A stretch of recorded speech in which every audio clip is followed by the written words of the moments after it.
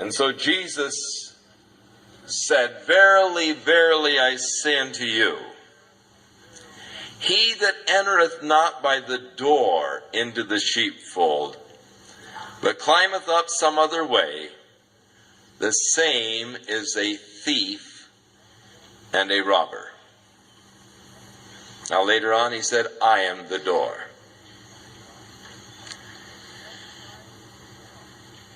If a man tries to come by any other system, by any other way, he's a thief and a robber. Jesus said, "I'm the way. I'm the door. There's one way into the sheepfold, that's through the door. I'm the door. Try to climb over the walls or whatever, that's the action of a thief, of a robber. If you try to enter the kingdom of heaven by your good works, if you try to enter the kingdom of heaven by being religious, you'll never make it. Jesus said, "I am the way, the truth, and the life, and no man comes to the Father but by me." Dr.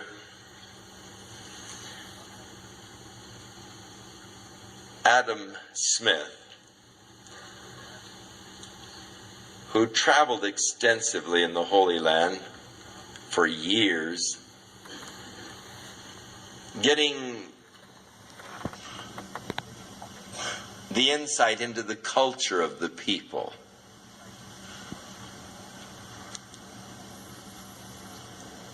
has written a very fascinating book giving biblical background and color by the understanding of the culture of these people.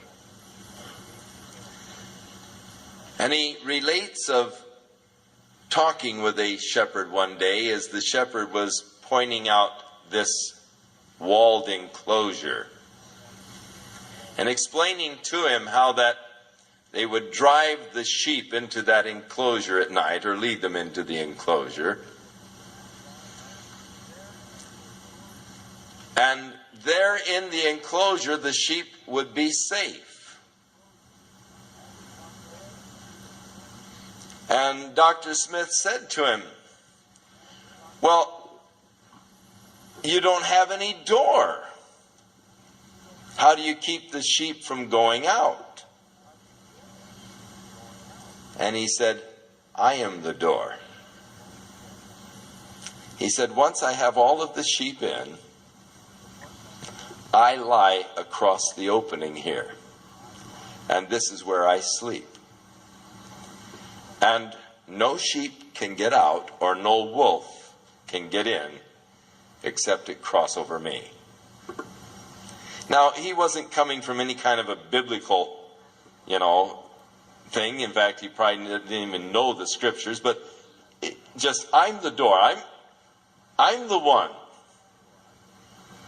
You've got to come over me to get in,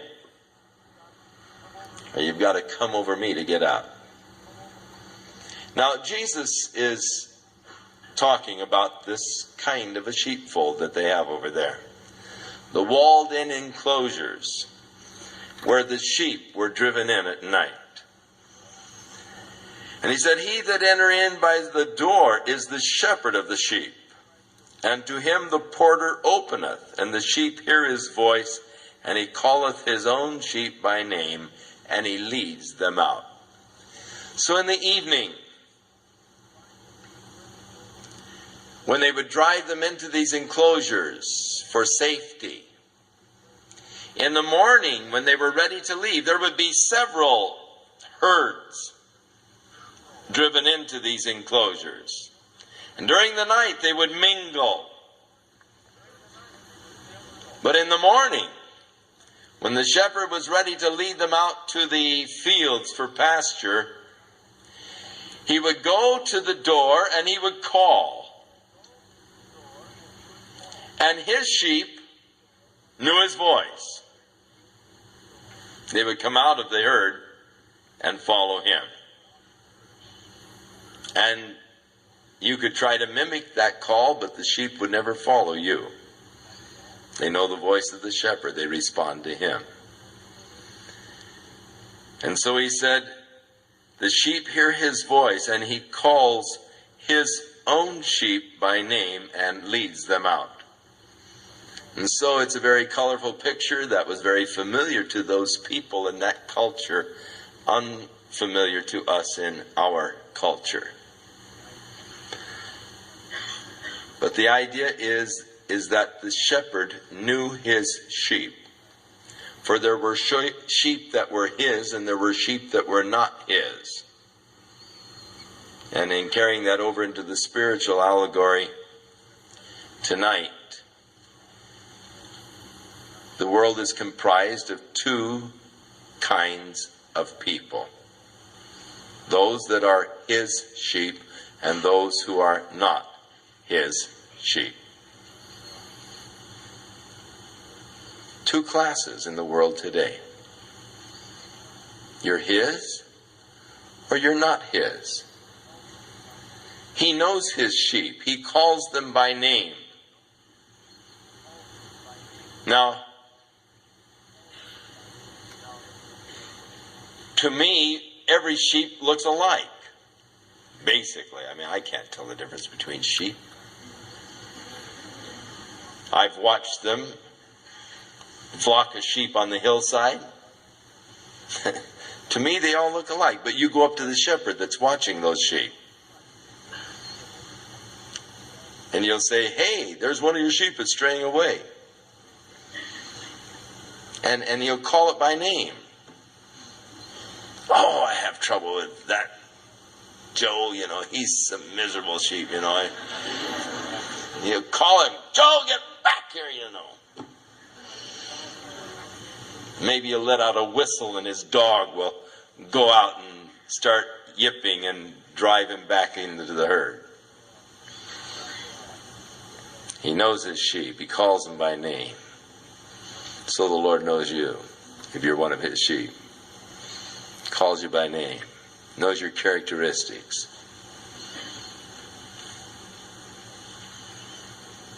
And they know his voice. Now, when he puts forth his own sheep, he goes before them. And his sheep follow him, for they know his voice. So, he calls his own sheep, they hear his voice, and they follow him. Though all of the sheep hear the voice, only his sheep respond. A week from Thursday night, we will be dealing in Romans chapter 8 with that interesting passage. For whom he did foreknow, he did also predestinate that they should be conformed to the image of his Son. And we're going to be talking about predestination. And those whom he foreknew, he also chose, and those he chose, he called. And he calls. And though all hear his call, only his sheep respond. And how do you know you're his sheep or not? By whether or not you've responded to his call. And if you have responded to his call, you are his sheep. If you haven't responded to his call, then you're not his sheep. Just that simple. And yet it isn't so simple when you start getting into it. My sheep, they hear my voice. They follow me. A stranger, he said, they will not follow, but will flee from him, for they know not the voice of strangers. And this parable spake Jesus unto them, but they did not understand the things of which he was speaking unto them, and so he began to explain it. Verily, verily, I say unto you, I am the door of the sheep. All that ever came before me are thieves and robbers, but the sheep did not hear them. Now, he's not referring to Moses and Elijah and the prophets when he said, all that came before me are thieves and robbers. But he is referring to the decadent religious system that Judaism had degraded into. Trying to make another way to God. Trying to bring man to God through works. Through the foolishness of the Pharisees in their endeavor to keep the traditional aspects of the law. But the sheep did not hear them. I am the door. By me, if any man will enter in, he shall be saved, and shall go in and out and find pasture. I'm the door, Jesus said. You've got to come, you've got to enter by me. The religious system of Judaism isn't going to make it for you. You've got to enter by me. Now the thief comes not but for to steal and to kill and to destroy. And that's exactly what false religious systems will do for you. They will steal from you. They will rob you. And ultimately, they'll destroy you. But Jesus said, I am come that they might have life, and that they might have it more abundantly. What a